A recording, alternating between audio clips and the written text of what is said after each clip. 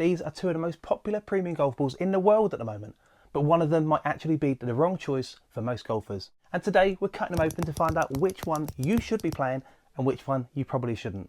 I'm on a mission to find the perfect golf ball, not for pros, not for the robots, but for the average golfer like you and me. And today we're taking a close-up look at the new TP5 and TP5X. So let's start with the TP5. This is TaylorMade's softer 5-layer tour ball, built for feel, spin and control around the greens.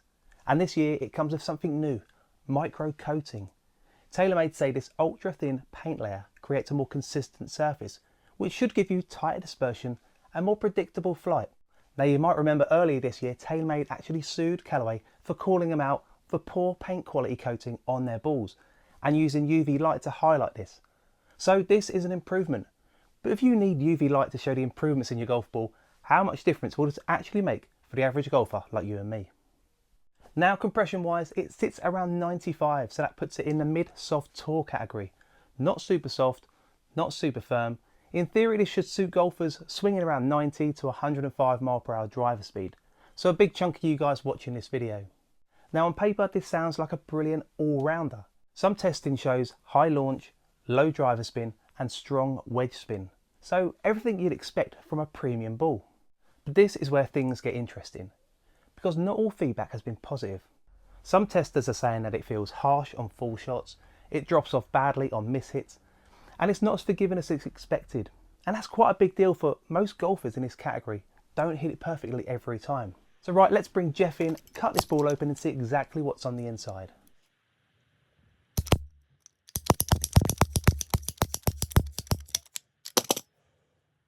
So there we go, we can see it's got 5 layers. So it's got a large core, mantle layers and that urethane cover. This is a proper tour ball built for performance, but it's also built for precision, and sometimes that can make a ball a little bit more demanding.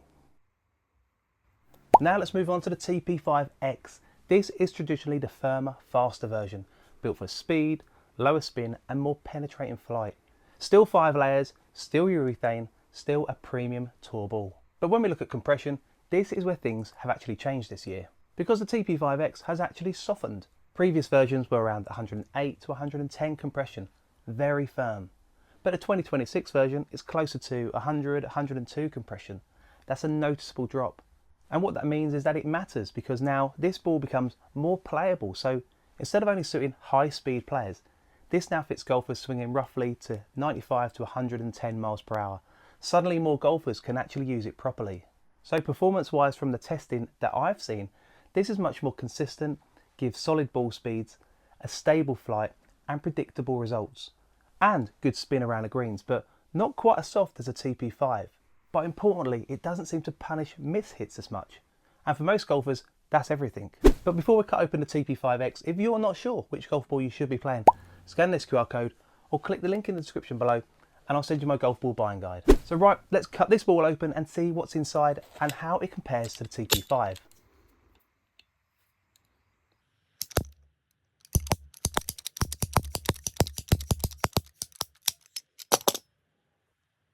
So in comparison to the previous TP5X, this has actually changed quite a bit. Those mantle layers look quite thicker, the inner core looks much smaller, but the outer urethane layer is still very thin. So they designed this ball to behave very differently. And when we actually compare these balls side by side, this is where it really stands out.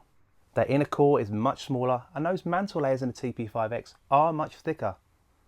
And I'm not sure if there's too little blemishes on that TP5. So the TP5 is softer with more spin and higher launch. The TP5X is faster, more stable and more consistent. So which one should you play? If you're a very good ball striker and you want maximum feel and spin, you might prefer the TP5. So what about you, TP5 or TP5X? Let me know in the comments below. And in a future video, we'll be comparing the TP5X to the old version of the TP5X and see how they compare. And if you're still not sure what's the perfect golf ball for you, check this video out and I'll catch you in the next one.